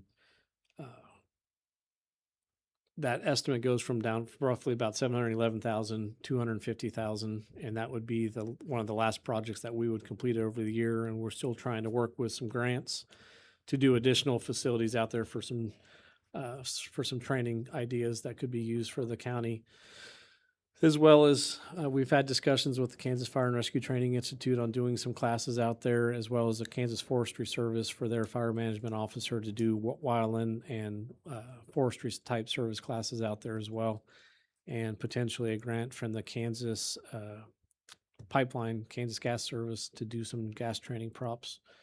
And then the bigger grant would include flashover type live fire training facility, using essentially Connex boxes, water supply props, vehicle props, and different things like that. But that's all outside of this completely. It's just a big picture, putting us to work, trying to get grants into the future. But essentially that, all those units that would be stored out there could be used for training, but it would also give Danita at her facility a whole nother bay of not having our equipment in it. It was designed that way, but it would give more room here within Hayes on both her side as well as eliminate having that water supply trailer, because you have to hook a truck onto it. It eliminates a drive-through bay, so firefighters are backing in equipment into that station now. So that would, like I say, that reduces that project cost down from 711 down to about 250, and that would be a later project as we allow the other funds to be used on the other projects. And this was the building that you had a lot of volunteers that wanted to help, correct? Correct. That's why it's unfinished. They want some ownership into this if the commission would allow them to, and labor is probably the most expensive part on putting the interior finishes on that. And when you look at, not all 100 firefighters would be involved, but there's electricians, there's plumbers, there's HVAC techs, there's sheetrockers, there's construction company. I mean, when you look at 100 firefighters, they have a lot of skills, and they want to have some ownership into finishing the inside of that facility. And essentially, I guess, helping if we move forward with this project to make it cheaper by allowing them to finish it on their own time. That's very nice of them to do that, to volunteer for that.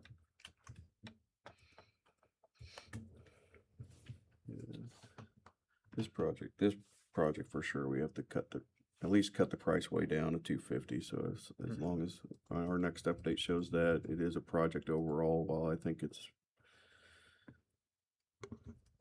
necessary, I think it is a potential one that we could just cut out altogether. Again, if we're trying to reduce that bond down to somewhere in the 10 millions, we got to figure out where to cut something. So this is a project I think that could be cut, and then 250,000 worked out in the budget elsewhere or something.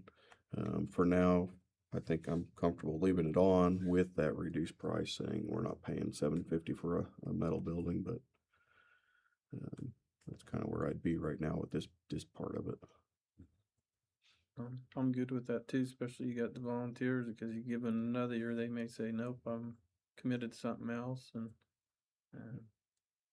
yeah, and I think it sounds like it's already full. So the building, I mean, by the time you you get this and put that in there, it's. Could there be some possible even more cost savings if this building were to be ordered in conjunction with, let's say, the EMS fire building in Ellis, if we go that route? You might be able to. I mean, having two buildings designed at once could be a possibility. I mean, we could do that as an alternate, because the EMS facility is probably going to be the last out of the other projects that would be put together. So we'd have a pretty good idea on what the other projects are going to cost. And then you could add that. Like I said, I have delivery sites for the buildings already. And that's not the erection and the concrete and everything else, but the building itself with like R13 insulation was $56,000. Like I say, you spend about roughly about 15 to 20,000 to have somebody erect it. Well, it's right here. 15,000 was an estimate to put the building up. Utilities to get them over from Public Works was a little high, but that's allowing some contingency. And then the interior contents for HVAC, all the fixtures and everything was in there, and then the concrete for the building as well as the apron outside, with a high end of 250. So some of that can be reduced and added in over time as well. Mm-hmm.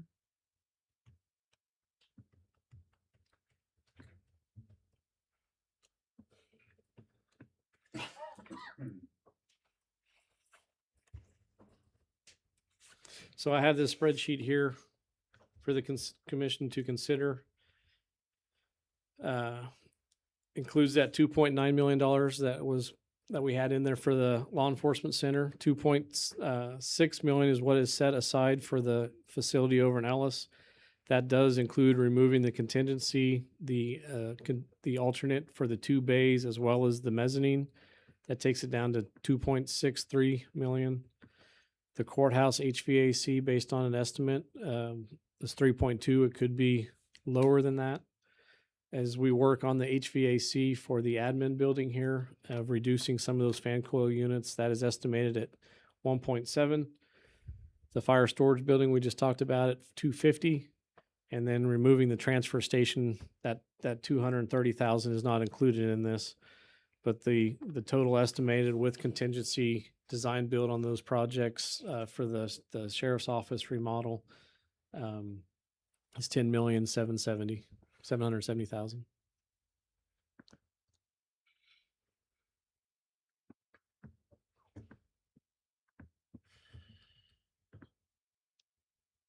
And if we were to proceed with the bond documents, that would be able to get us into about a 15 to 20 year, based on what interest comes back at. When we were looking at several times through our financial consultant, Ranson Financial, they're estimating the bonds just kept it the same at a 4.6 rate for a 20-year bond. Those have decreased now, and they're estimated are about 3.8 to 3.9%. So those have came down quite a bit since our original estimates, which is good, and they're still projected. There may be another rate decrease here at the end of the year, which could impact even a lower rate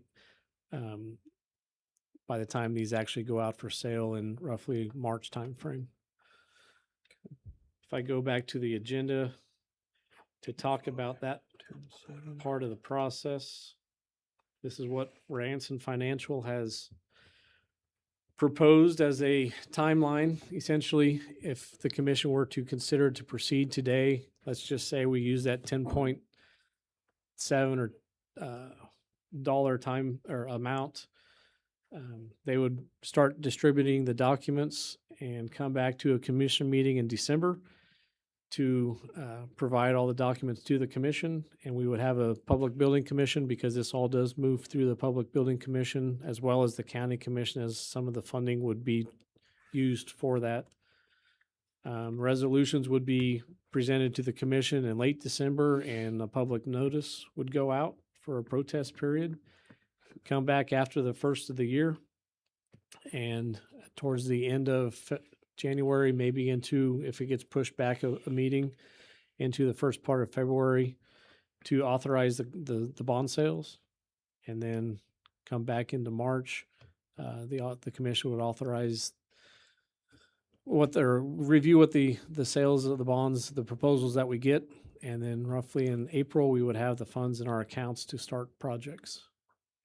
And at that point, like I say, based on those timeframes, the commission would hopefully have a proposal in your hands in that April timeframe to start on the law enforcement center project. It's hard to believe we're looking into April of 26 already, but we actually, after this meeting, only have 2 more commission meetings for the year. Mm-hmm.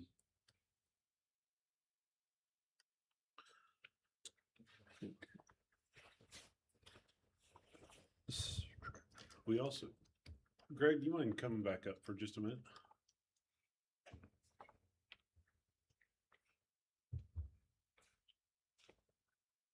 Besides these projects, you got any other big overlying projects that you could see coming maybe sooner rather than later? I know one project was the roof over at the current EMS fire. Well, that's not even on capital or anything like that. I don't know if you want to get into that or not. I know the roof at the courthouse is right at 20 years old now. It is a 20-year roof. Okay. So it's still in fairly decent shape. I mean, probably get another 5 years out of it maybe. But So we, it's coming down. That's the most expensive thing. And then all the equipment that was put in 2015, you got 15 to 20 years on that equipment. So 2030 to 2035, somewhere in that area, you start looking at maybe replacing some of that equipment on the jail side of it. okay. But other than that, I can't think of anything big. Most of the roofs are done. They're still good ways out. That's the only thing I can think of off the top of my head. Would be the courthouse roof Courthouse roof. and then possibly the EMS fire. Yeah, I mean, I've slowed it down quite a bit. I mean, we'll see what happens when it snows, see what the freeze thaw does to it. Mm-hmm. But that would be a pretty exciting project. Okay. Where do we stand on the elevator? I mean, how is that? Because you were having issues with it at the courthouse. The one in the Schindler, up Uh-huh. there, we're talking. That one, I believe it's 2030 that we have to do, that is in the capital. Okay. Somewhere, I know, that we have to do some work on that one. After 15, I think it's 15 years. Well, then didn't K Camp kind of change some clauses around anything over 20 years? They're going to start prorating and Yep. Mm-hmm. Mm-hmm. so. Yeah. They, I Plenty of mean, counties just not sitting that on old not that I roofs. want to keep increasing stuff, but we're trying to look ahead. I mean, are we planned or capital planned for replacement of a courthouse roof? And Yeah, that's it. it is planned out. And I moved some of the other ones up because of that. Okay. I think it was 18 years ago, right, Darren? After 18 years, they start prorating. It was 20, I believe. 20. I think it was right, 20. Okay. So it's planned for, so we are accounted for on it. Yeah, we had to update some documents that, or I should say Greg provided a lot of information that we had to update documents to K-Camp to provide dates and types of roofs and everything for all of our facilities. Okay. So is that pushed up enough to where it's gonna get tackled when we do all this other work? It's not part of any of this bond, but it's No, gonna but- be able to free up a lot of capital for him to be able to do it in the I future. think the money would be in capital plan, but I don't necessarily think you need to replace the roof at that point. Okay, You know, it's not hailed out or anything, I mean, it's still a good roof. okay. But I think money would be in the capital plan for in case something did happen. Okay. Well, that helps try and alleviate some thought process going forward of, is there something hanging out there that we don't know about? Well, Not the- that we don't know about, not maybe planning for it this time. The part of our capital plan that you look at is, if you look at every single year, we may only have X amount of dollars spent, but when we look at trying to, over a 10-year, and that's why Greg asked, our equipment fund is only 5 years, but the roads and the capital fund that Greg does is 10 years because there's so many projects. So we may only spend, say, 50,000 one year, but we transfer in 250, so that way we build that balance. So that way, when we have a larger project come on, we have the money sitting there that we've been saving up a little bit incrementally each year. But with, as you can see on the current plan over the next 10 years, we were $3.1 million short to doing the projects, which didn't even include some of these on here already. So, as I stated before, this frees up $4.8 million in capital, which Greg will do a lot of work next year to rework this capital. And we can put some of those on there if the commission would like, that if the law enforcement center that just got done 2 years ago, say 23, we can put a note on there that law enforcement roof 23 will be replaced in 2053 or 43. And we can put that out there if you want a better detail to include all those extra expenses. But it's one bad thing about a capital plan is you have no idea what's going to happen 20 years out, depending on what the project is, how much it's going to cost, or if it fails beforehand. Or what type of weather event comes in. Hail, even. Yeah. Okay. Well, that helps kind of plan, at least clarify a few things that we don't have anything totally major unaccounted for coming up. So, thank you, Greg. On the bond itself, so Hutton had us at 14.5 million, and as of discussion today, we're at like 10.7, so we've cut out about 4 millions on that. So I guess and I think the bids will come in lower. I mean, we're kind of bidding high. So do we potentially go at this point at a 10 point, whatever, let's say, just I'm gonna round it up, 11 million. And the projects come in lower, then we just have excess money to prepay the bond back quicker. You can pay bonds back quicker, but you'll still pay the interest and everything. Mhm. You don't have the break on those. You can't use the funds for other purposes, but say I was just looking when Commissioner Younger or Liker was asking about the roofs. This building, the north half of the roof, I believe, is the next roof that actually gets replaced at 110,000. We could use that bond to replace the roof and to save our capital. Or we could keep the money in an account for a disaster type event, which we just went through here.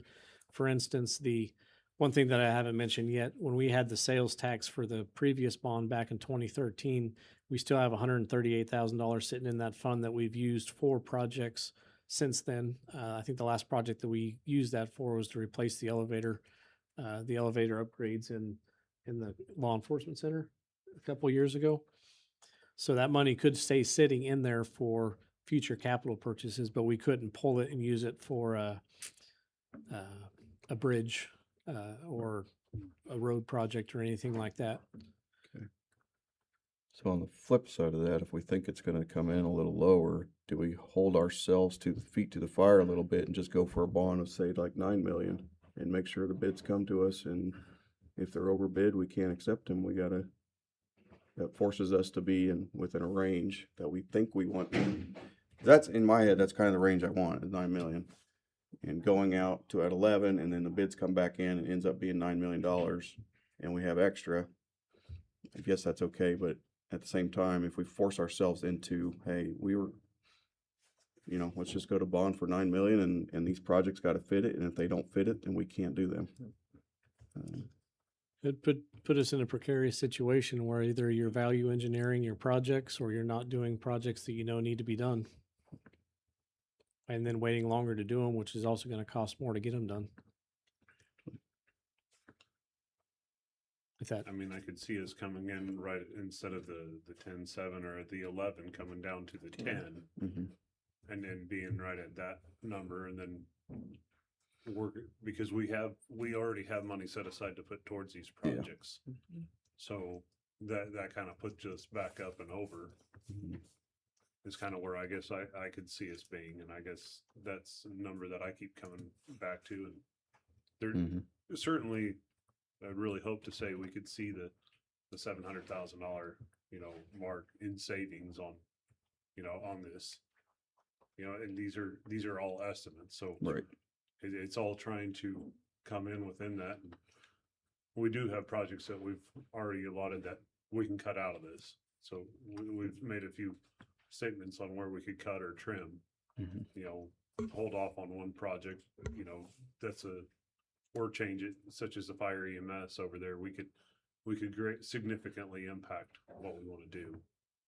But I guess the truth's going to be after the first couple of projects, we get estimates on some of the big ones. If they come in, then we know we're okay and we can go forward. And like Commissioner Bird just said, the estimates, and you said it too, Mr. Liker, that they're high. So hopefully we'll get some competitive bidding, and not only that, the one in Ellis too. If we decide to do that, the purchasing of the land, or like you said, possibly maybe find another building, that all has to be put in there too. So hopefully we can find some property, but.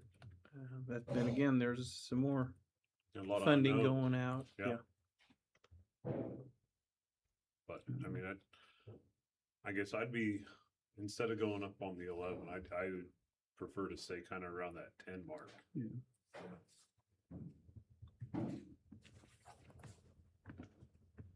As far as a 10 or 12, 15 or 20, I think it's going to be a little bit dependent, because this is a little bit dependent on, I'm losing the term, so like our payments that the wind farms pay us, what's the pilot payments.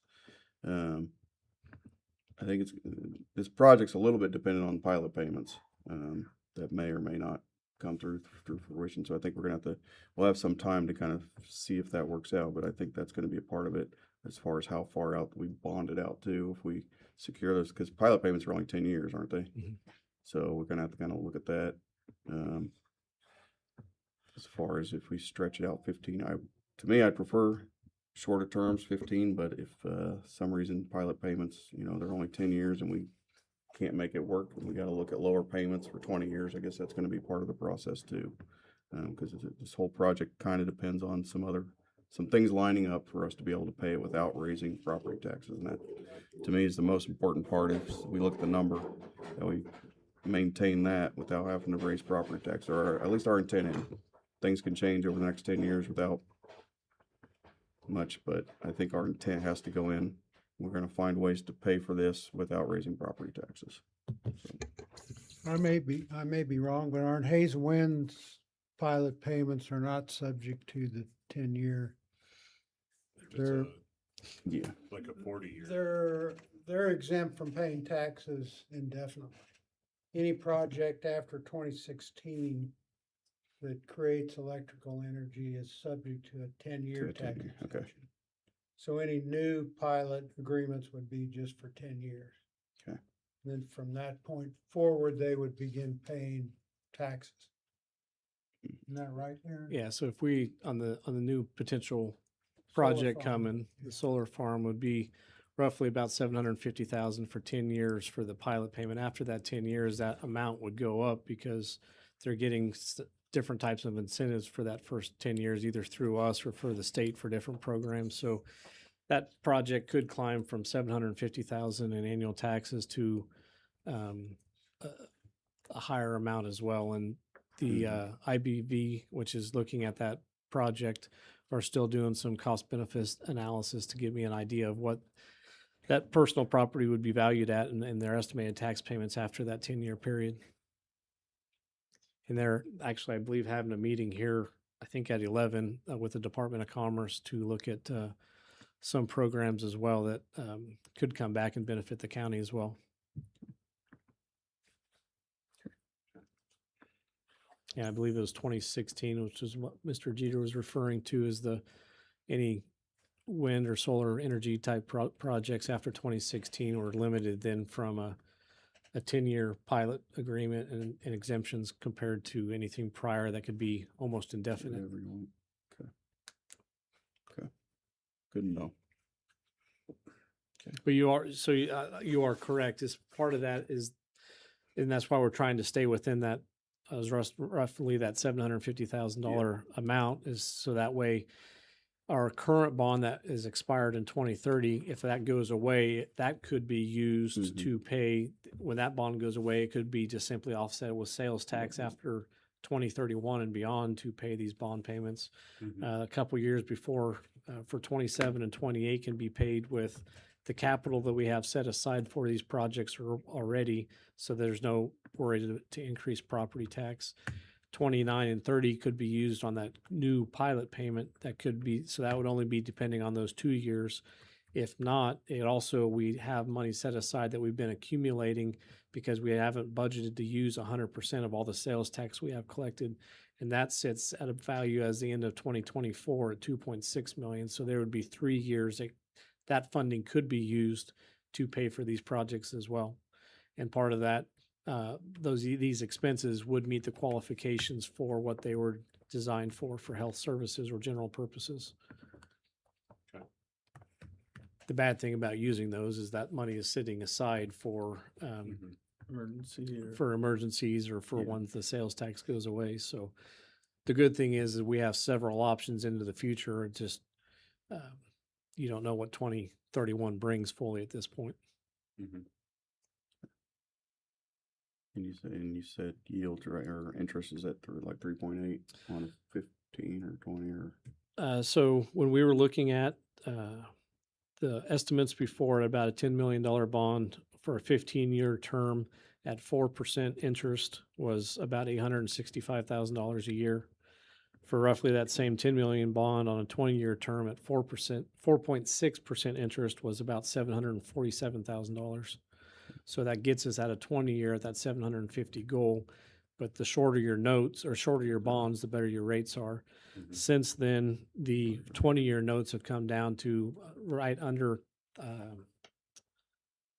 just pull it up so I'm not mistaken. Vern, I'll call on you. What interest rate are we getting on our cash? Probably average 3.5. 3.5, so right in the same. Okay.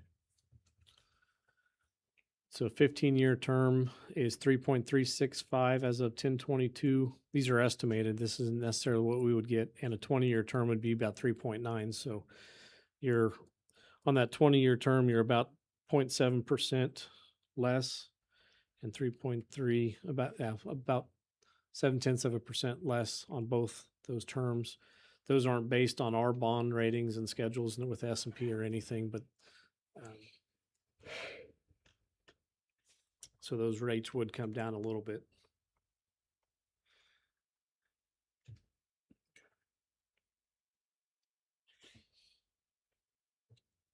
And if they come down a little bit more in the next couple of months, because they wouldn't actually go out to sale until March, so that is good for the interest rate of the term, but also for Vern's behalf, the lower the interest rates go, the less he has to make money on the investments as well. So it's good and bad.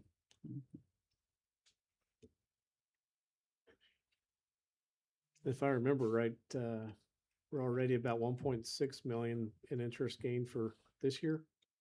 Just under 1.6 million of interest. So that's roughly offsets about three mils worth of property taxes that we don't have to pay because of the good interest rates that Vern gets there.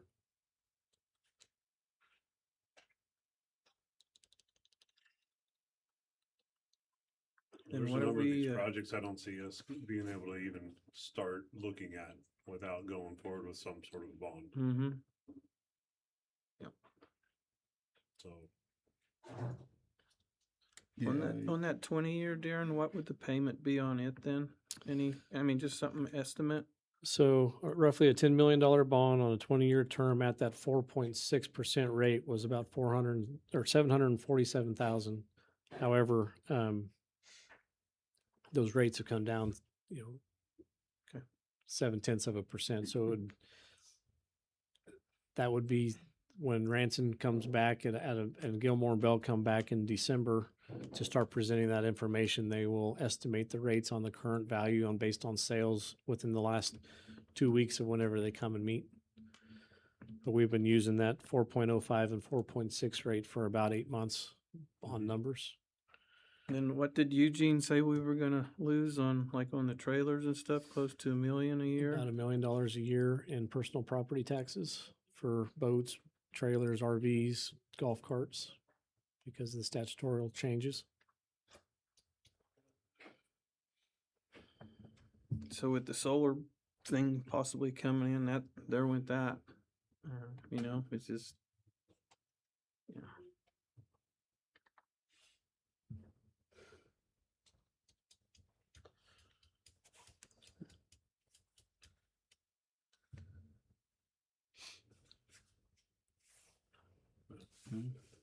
and that's kind of where I'm at. I'm in favor of moving forward, but looking at that 10 million mark. Right in, yeah. Okay. I think we move forward with what we've discussed today. I'm in agreement. I don't see how we can get these projects done if we try to just We can't budget for systematically this. budget it out each year. If the HVAC system just completely fails, how would we, we'd end up having to bond it anyway. As you heard from Danita, we're using pool noodles to protect our equipment because we don't have enough space. So some of these things I think we just need to address, get it done. Again, I think we're looking at it in a way that does help the taxpayer by not doing property tax increases at this point on it, and moving projects forward. I mean, we have them planned out anyway, getting ahead of it, and that should open up again some savings in the future and allowing us to do projects. Or if emergencies come up, then we can cover it. So. So like you said, with the pool noodles, how long has that been going on? Since the ambulance has gotten larger? Yeah. Okay. Because every minute counts, every second counts, so. Yeah.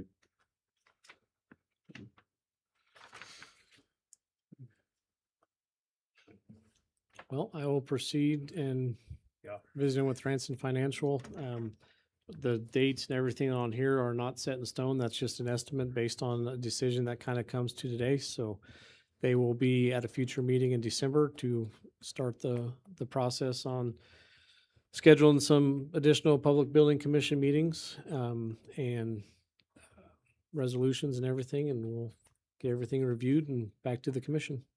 Okay.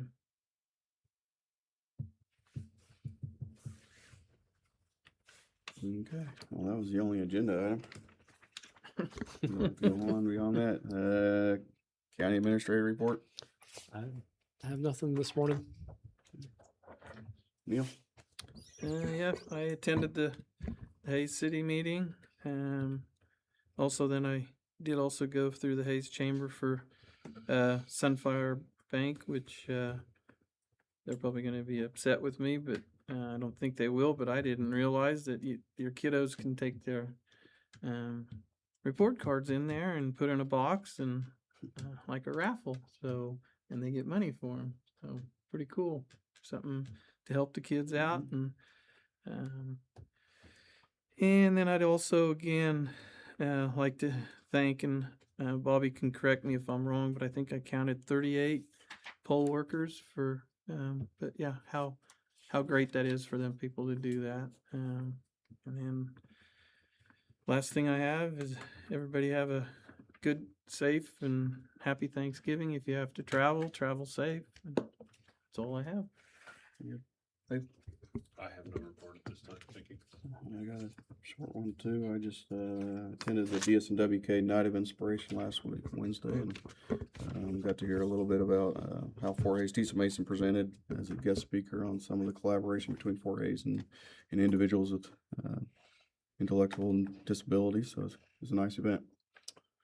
With that, we'll go into executive session. Okay.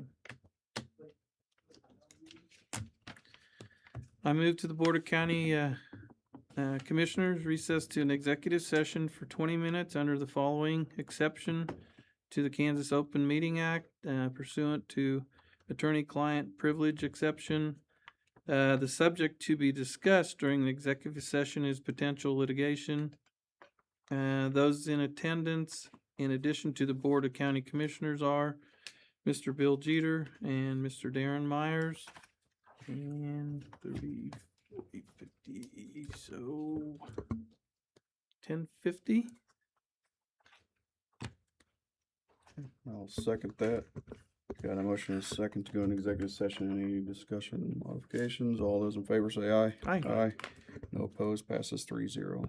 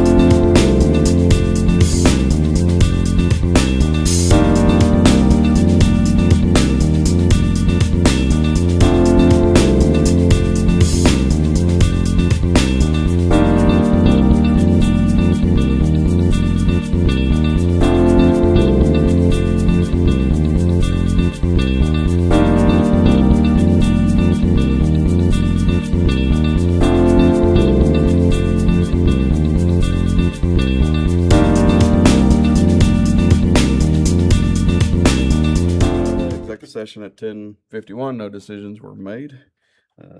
Call for adjournment of the Ellis County Commission meeting at 10:52.